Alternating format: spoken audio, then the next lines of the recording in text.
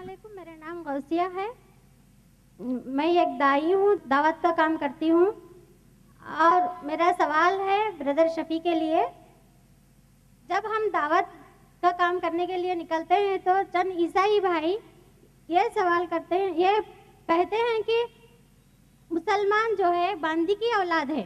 یہ سن کر دل کو بہت تکلیف پہنچتی ہے. ہم اس سوال کا سامنا کس طریقے سے کریں، ہم اس کو کس طریقے سے جواب دیں؟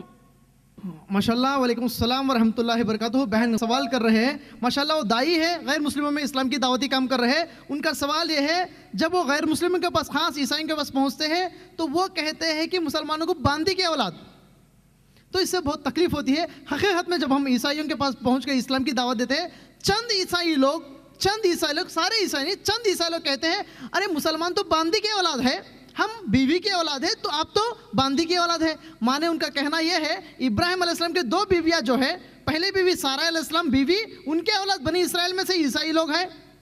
جو حاضرہ علیہ السلام کو وہ لوگ کہتے ہیں باندی کی اولاد.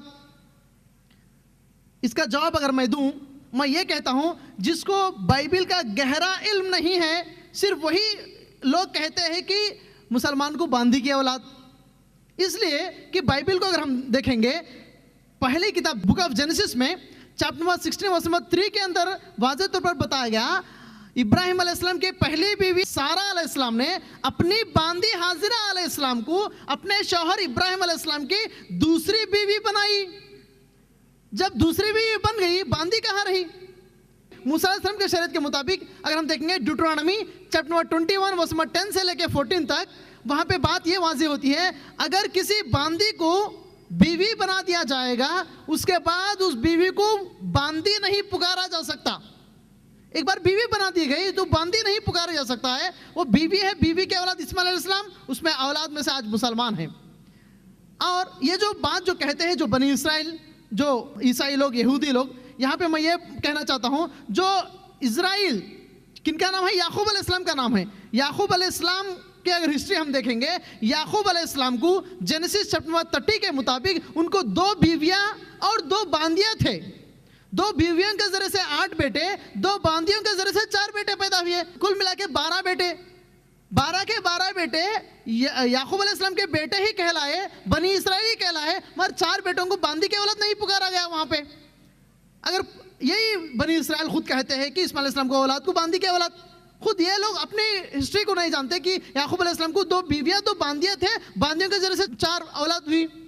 اور ایک بات اگر دیکھیں گے، ہم جانتے ہیں ابراہیم علیہ السلام کو حاضرہ علیہ السلام کے ذریعے سے اسماعیل علیہ السلام پیدا ہوئے، اور سارہ علیہ السلام کے ذریعے سے اسحاق علیہ السلام پیدا ہوئے. وہ لوگ کہتے ہیں کہ یہ باندی کی اولاد ہے.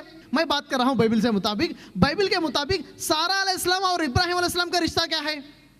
جینیسس چیپٹر 20 ورس نمبر 12 کے اندر ابراہیم علیہ السلام کہتے ہیں، فی الحقیقت یہ میری بہن بھی ہے. کون؟ سارہ علیہ السلام میری بہن بھی ہے، کیونکہ یہ میری باپ کی بیٹی ہے لیکن میری ماں کی بیٹی نہیں. اس کے بعد وہ میری بیوی ہوئی.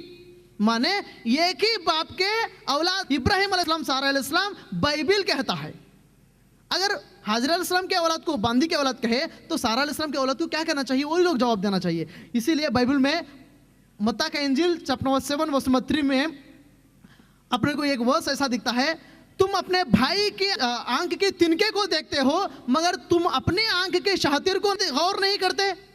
یہ بات ایسی بات ہے، تم اپنے بھائی کے رتی کو دیکھتے ہو مگر خود کے ہاتھی پہ غور نہیں کرتے جیسا. تو میں سمجھتا ہوں آپ کے سوال کا جواب دیا. حقیقت میں حاضرہ علیہ السلام باندی نہیں ہے، بیوی ہے، دوسری بیوی، ان کے اولاد بیوی کے اولاد ہے. امید کرتا ہوں میں آپ کے سوال کا جواب دیا.